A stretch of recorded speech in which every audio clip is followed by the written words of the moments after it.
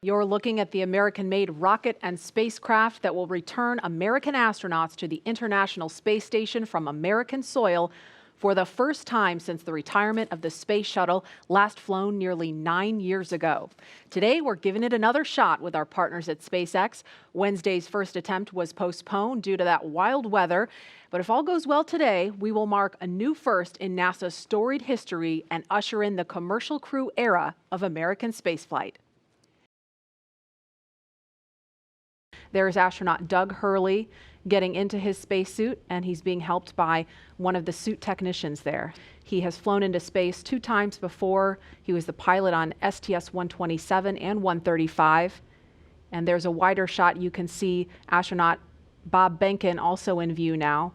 Bob is to the right of your screen, and he also flew on 2 shuttle missions. Bob is a native of St. Anne, Missouri. And Doug is from Appalachian, New York. He was born in Endicott, considers Appalachian his hometown.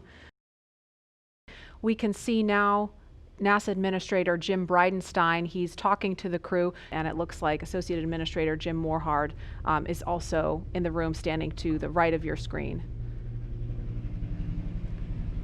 And these are great moments to get a last chance to talk to the senior leadership of NASA as they're about to go off and launch into the cosmos. And I think when you look at how Bob and Doug complement each other, and how these SpaceX suits, you know, they really complement the astronauts too, because they're more form-fitted, they're custom-made, and this is a moment where they're getting ready to, you know, do the real deal. And Lauren, I think, you know, the integration of the suit and the vehicle and the seats is just really, really impressive how y'all at SpaceX did that. Yeah, the primary purpose of the spacesuit, it's a pressure suit.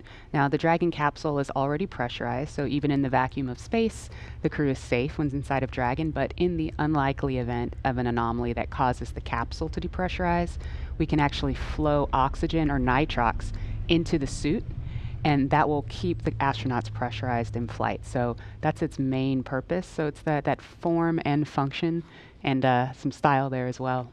And for the kids out there that have 3D printers or have 3D printed, the actual helmets were made by 3D printing. So you could be a spacesuit designer yourself because you already have the skill set, and or fly in space one day if you wanted to.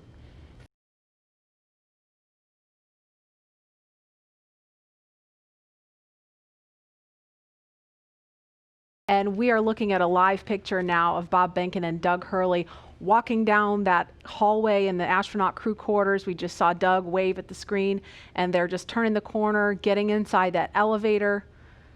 And this, you can't see it from here, but there is a banner hanging there. You can kind of see it in the back. There's a banner hanging on the wall of the elevator with the signatures of all the people who worked on this mission. So it was really important for them to hang that up in there so Bob and Doug could see it. And there the doors are opening. Here they come. Great. And there they are, NASA astronauts. Small crowd, but big cheers. NASA astronauts Bob Behnken and Doug Hurley, Doug on the left, Bob on the right, waving to the crowd there to cheer them on.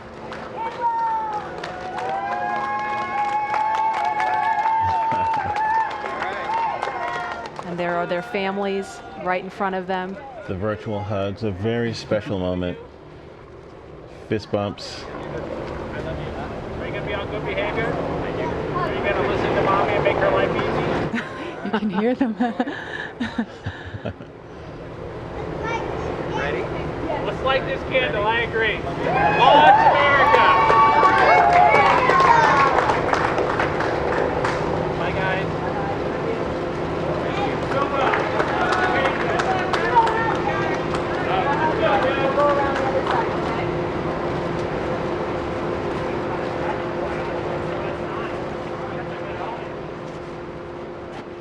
Now Now they are getting into the Tesla Model X that's going to take them to the launch pad, being strapped into their seats. Their suit techs are attaching their umbilicals, so integrated into the Teslas. These are not just any Tesla you can just buy off the web or at a Tesla dealership. They've been outfitted with cooling units, and that white umbilical, similar to what you saw in the suit room, that umbilical is being connected to the suit to provide cooling air to the astronauts while they're on the way to the pad. And those Falcon wing doors are closing. Super sleek. A rapid departure from the Astro van. Yes, I would say so.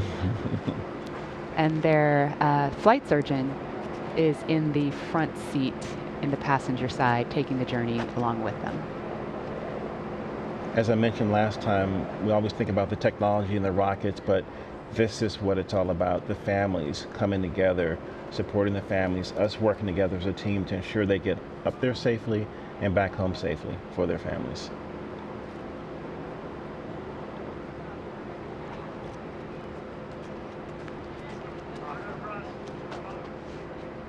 I couldn't hear everything they were saying, but I did catch Bob telling his son to be good for mom and make her life easy. As a parent, I appreciate that. Let's see that prominent NASA meatball.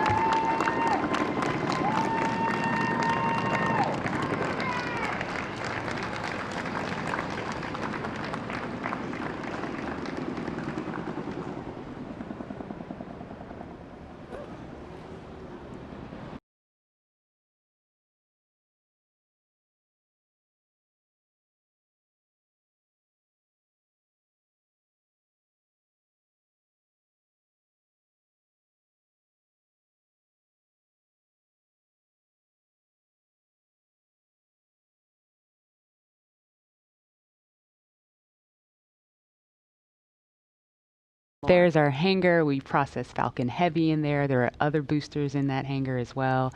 And the rocket and Dragon that is on the pad right now was put together, or rather finally integrated inside of that hangar and then rolled out to that pad to go up vertical. And there it is. That shot really gives you a sense of the scale of the Falcon 9 rocket. Those Teslas look teeny, teeny, tiny, making their way up there. Yeah, really cool watching the Teslas pull up, driving on the launch pad just a few feet away from the vehicle. This is awesome and getting really excited over here.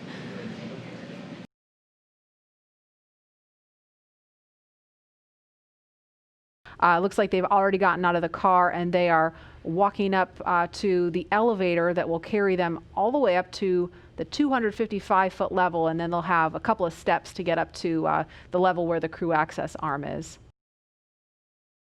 Core on countdown 1 at 2 hours 57 minutes. The crew has arrived at the pad on schedule. There they are, taken in the sight, craning to see the top of the Falcon 9 rocket. It's 230 feet tall if you round up, and then Crew Dragon is another 27 feet from the bottom of the trunk to the top of the nose cone. So when you're out there in person, it's really hard to describe just how large it is. Look at them getting excited. They're ready to get in the vehicle, get in the elevator, and make it to the top.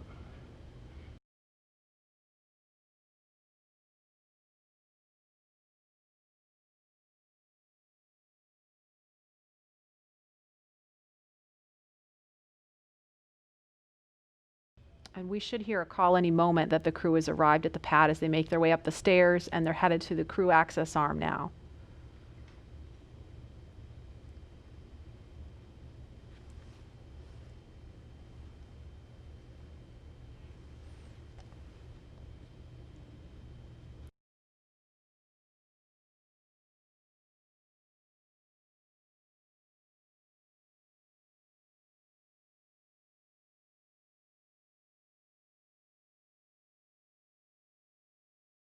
So as you can see, they have already arrived at pad 39A, where Falcon 9 will lift off from at 3:22 p.m. Eastern time today. They have ascended the tall structure already, which is next to the rocket, and it's called the fixed service structure, and also have already walked down the corridor, which is known as the crew arm, which is what they're standing in right now. That's right. And as they prepare to board Dragon, they have this one final stop that they're standing in right now, and that's the White Room. The White Room is literally just the room at the end of the crew arm that has an opening into Dragon. It is the last place on planet Earth Bob and Doug are going to be standing before they step into Dragon for their ride to the International Space Station.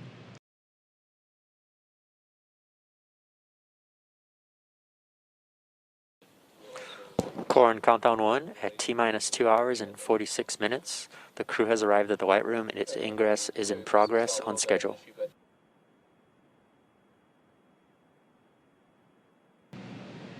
And as they climb into Dragon, they will buckle themselves in and attach their umbilicals to their suits. And as you can see, the suit techs are there to help them get buckled and settled into those seats. And we can see the seats slowly start to rotate. Again, they're in this down position just to make it easier to climb in and out of Dragon. They'll rotate to this launch position to put their backs a little bit more parallel to the ground. It makes taking the G-force a little bit easier for the crew on the way uphill, but most importantly, positions those touchscreens directly in front of them, which is just their gateway into Dragon. Dragon SpaceX seats are in the launch position. We copy. And launch control clear to retract the access arm on time. SpaceX Dragon displays are configured for launch. Copy. Bob, Doug, on behalf of the entire SpaceX team, it's been a huge honor to help you get ready for today's historic mission. Know that we're with you, have an amazing flight, and enjoy those views of our beautiful planet. Thanks, Jay. It is absolutely our honor to be part of this huge effort to get the United States back in the launch business. We'll talk to you for more, but thank you. Copy all. Thanks for those words. Falcon 9 is in startup. Dragon is in countdown. FTS is armed for launch. Under a minute now, the FTS, the flight termination system, has been armed. Dragon, SpaceX, go for launch. SpaceX Dragon, we're go for launch. Let's light this candle.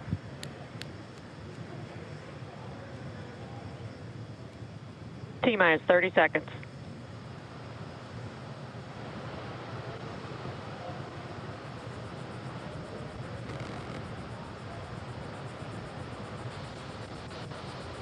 Stage 1 tanks pressing for flight. T-minus 15 seconds.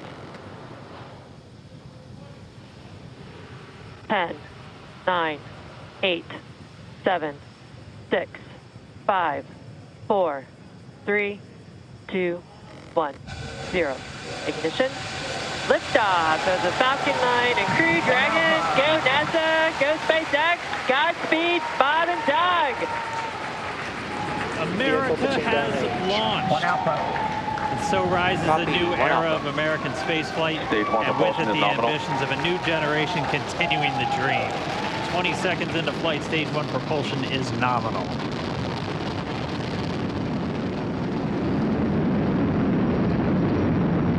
T plus 30 seconds into this historic mission. Flying crew on board Dragon and Falcon 9, and look at them go. Falcon power telemetry nominal.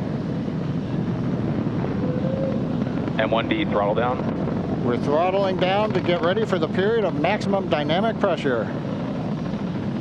We're in the throttle bucket. Reports say all systems are go. Vehicle is supersonic. We've exceeded Mach 1 on the Falcon 9. M1D throttle up. We're throttling Q. back up to full power as we're through Bravo. max Q. Copy. 1 Bravo. And we heard that 1 Bravo call out. That's just the second abort zone that they're in. They'll continue to be on this until the first stage has done its job and they switch over to the second. At this point, Bob and Doug pulling about 2.3 Gs, 2.3 times the Earth's gravity, already moving at over engine chill. 1,500 miles per hour. We've heard the call out for MVAC engine chill. That's getting the MVAC engine ready to light. That'll come at about 2:44 into flight. Right now, everything continuing to look good. Next major event coming up is going to be the triple. We'll have main engine cutoff of the 9 first stage engines, stage separation, and then ignition of the second stage engine to continue to carry astronauts into orbit. Coming up in about 20 seconds. M1D throttle down.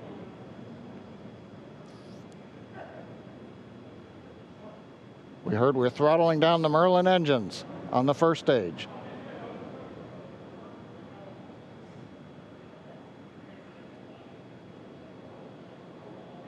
And we have MECO. MECO. 2 Alpha. Falcon stage separation confirmed. Copy, 2 Alpha. MVAC ignition.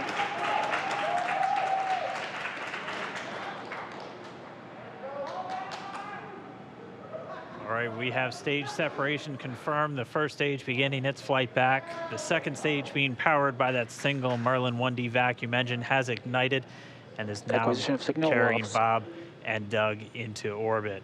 So they're going to continue under the power of this second stage. Stage 2 propulsion is nominal. Which will cut off at SECO, or second engine cutoff, at about 8 minutes and 44 seconds into today's flight. So a little over 5 minutes to go still on this second stage. You heard the call out 2 Alpha, so they're now in the longest abort zone that carries them all the way from about North Carolina up the eastern seaboard, almost to Canada. Things looking good though, getting good call outs, nominal propulsion on that second stage. Bob and Doug continuing to make their way into orbit.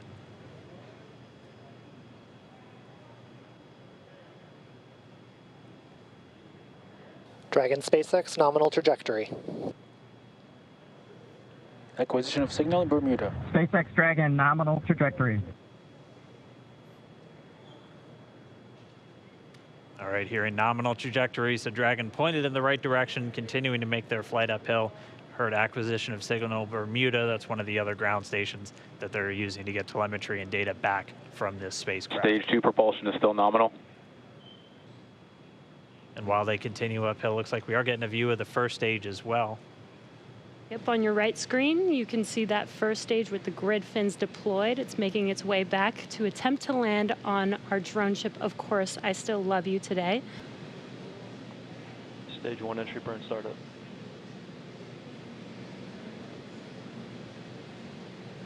And there is that entry burn beginning.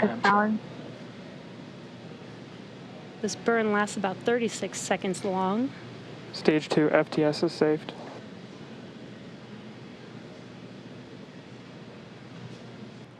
Now we are waiting for our first stage to make its way to our drone ship, Of Course I Still Love You. Dragon SpaceX nominal orbital insertion.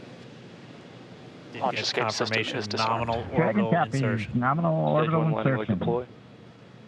And what you're seeing on your screen is a live view of our drone ship, where our first stage will be coming down. Looks like we lost that live view, but we'll wait for confirmation of that landing shortly here. Falcon 9 first stage is successfully landed. And there you can see on your screen, Falcon 9 has landed. This is the first Falcon 9 to carry humans to orbit, so very exciting for us. And as you can see on your right screen, Bob and Doug are still making their way to their targeted orbit. M1D to recovery 1. So exciting today. M1D. It doesn't stop. It does not stop. All right, we did hear again that call out, good orbital insertion, so that means Falcon 9 and Dragon right now exactly where they're supposed to be. M1D to FRC on recovery 1. And it's right at about 12 minutes when Dragon will separate. Looks like we saw a 0G indicator floating around there. I know Bob and Doug owe us a little bit about what exactly that is that they brought up with them.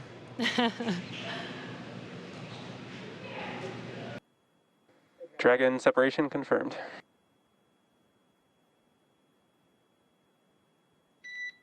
Countdown 1 is unmerged. Separation confirmed. And there's that call out. Dragon is now officially making its way to the International Space Station today. Dragon SpaceX, with that separation call, we have a few words for you from our Falcon 19. Standing by. Dragon, Chief Engineer on Dragon to Ground. Bob Doug, on behalf of the entire launch team, thanks for flying with Falcon 9 today. We hope you enjoyed the ride and wish you a great mission. Thanks, Bala. Congratulations to you and the F9 team for the first human ride for Falcon 9, and it was incredible. Appreciate all the hard work, and thanks for the great ride to space. Copy all. Oh, and Mike, proud of you guys and the rest of the team. Thank you so much for what you've done for us today, putting America back into low Earth orbit from the Florida coast. Copy all. Good luck. Godspeed.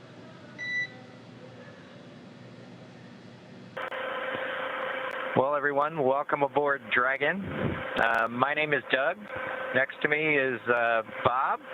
You probably know him. We're so glad to be with you this evening and welcome you on board Dragon. Got a couple things we want to talk about first before we kind of show you around. The first is kind of a tradition we've had over the years with spacecraft going way back to the Mercury era.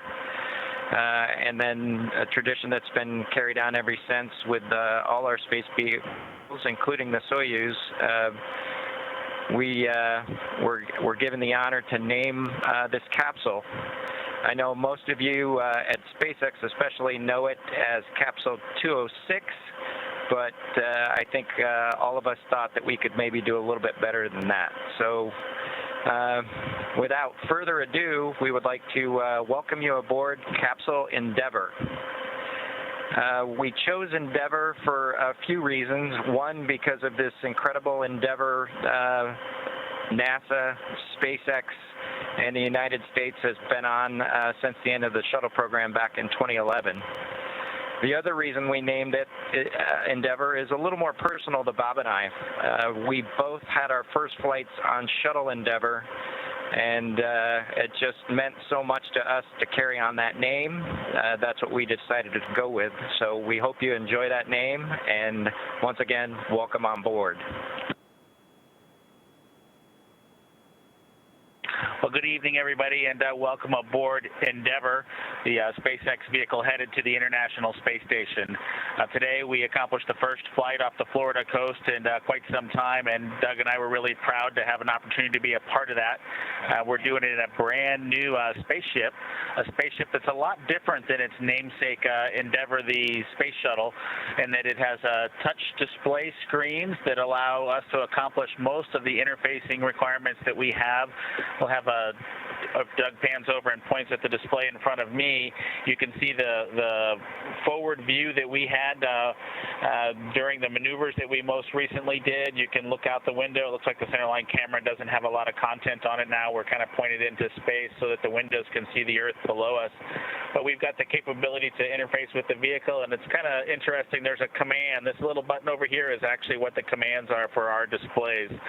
One thing that does get lost is there is a extensive button panel down below as well. So over on this side, we can turn the displays on and off, as well as send some commands for some contingency situations. On the other side, we have the ability to deploy chutes and things like that on entry. So we do have some buttons, but the primary interface is these displays. So nice, new, modern cockpit that we've got for our compared to our namesake, the Space Shuttle Endeavour. I'm going to migrate a little bit away from our seats here, and Doug from his seat is going to continue to try to follow me so you can tell what can be seen from the seat that he sits in. So from his seat, when he is inside in the vehicle, strapped in, this is what his view actually looks like. You can see a window off to the one side. We each have a window that we can view out and see what's going on outside. That was exciting on ascent for us to be able to see the arm rotate away from the pad, and that's when we both, I think, knew that we were going to launch today. So that was super cool. I've got one on my side as well.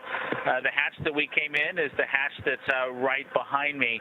It is a little bit of a tight quarters, but I'm going to try to demonstrate some of the capability that we have now that we're in zero gravity. So I think I was requested to do a backflip. I'm going to kind of do a side spin, which is a little bit of a permutation on that request. So hopefully you can see what it's like to actually float in zero gravity. And Doug and I are super excited that we got the opportunity to do this again today, even before the end of May. So that was super cool. We did, it turns out, end up with one stowaway on board our vehicle when we launched today. It was not just Doug and I who accomplished the launch here. We do have an Apatosaurus aboard. We both have two boys who are super interested in dinosaurs. And we collected up all the dinosaurs between the two houses, and Trimmer, the Apatosaurus, got the vote from the boys to make the trip into space today with us. And so that was a super cool thing for us to get a chance to do for both of our sons, who I hope are super excited to see their toys floating around with us on board. I'm sure they would rather be here given the opportunity, but hopefully they're proud of this as well.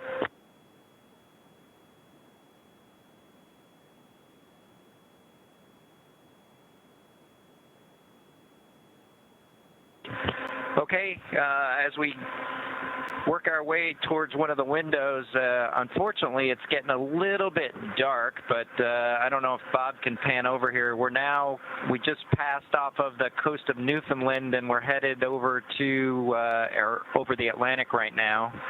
I don't know if you can get a good picture of that.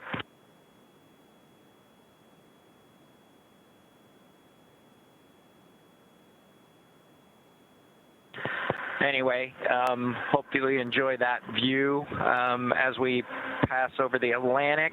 And I think with that, we will work ourselves back into the seats and wrap things up for this evening.